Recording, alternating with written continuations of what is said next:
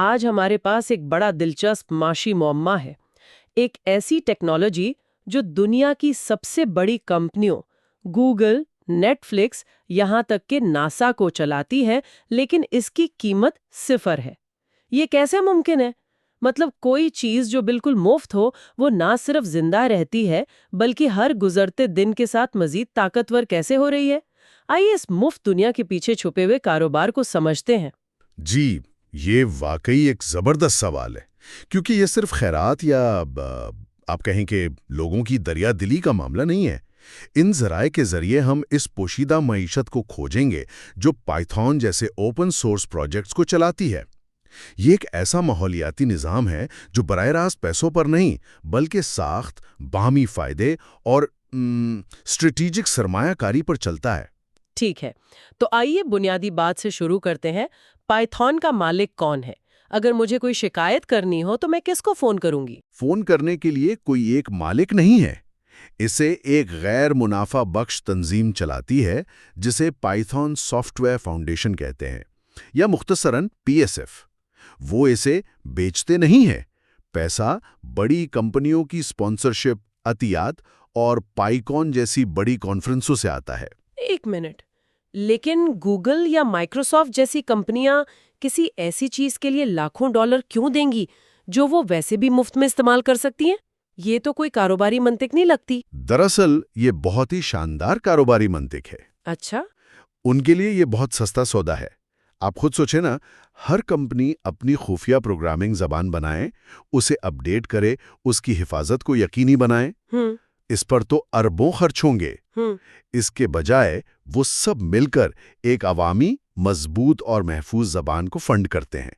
یہ ایک مشترکہ انفراسٹرکچر میں سرمایہ کاری ہے جس سے سب کو فائدہ ہوتا ہے۔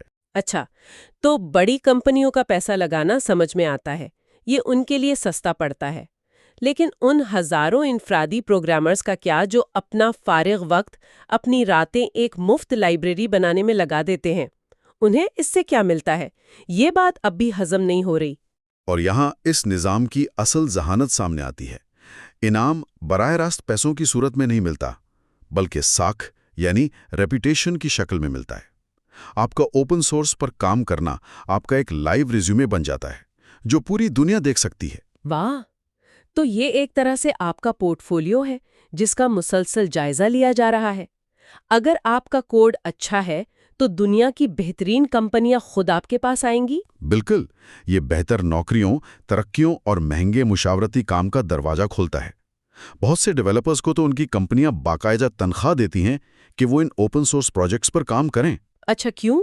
کیونکہ جب ایک کمیونٹی کسی ٹول کا جائزہ لیتی ہے تو اس کا معیار بہتر ہوتا ہے اور اسے برقرار رکھنے کا خرچ کم ہو جاتا ہے۔ تو یہ صرف لوگوں کی مہربانی کا معاملہ نہیں ہے، یہ ایک بہت ہی آپ کہیں کہ ہوشیاری سے بنایا گیا نظام ہے جس میں سب کا فائدہ ہے۔ اسے ایسے سوچیں جیسے شاہراہیں یعنی ہائی ویز ہیں۔ جی۔ حکومت سڑکیں بناتی ہے جو استعمال کے لیے مفت ہیں، لیکن ان سڑکوں کی وجہ سے ہزاروں کاروبار، ٹرکنگ کمپنیاں، ہوٹلز، دکانیں، بالکل، وہ پھلتے پھولتے ہیں اور خرگوں کی معاشی قدر پیدا ہوتی ہے۔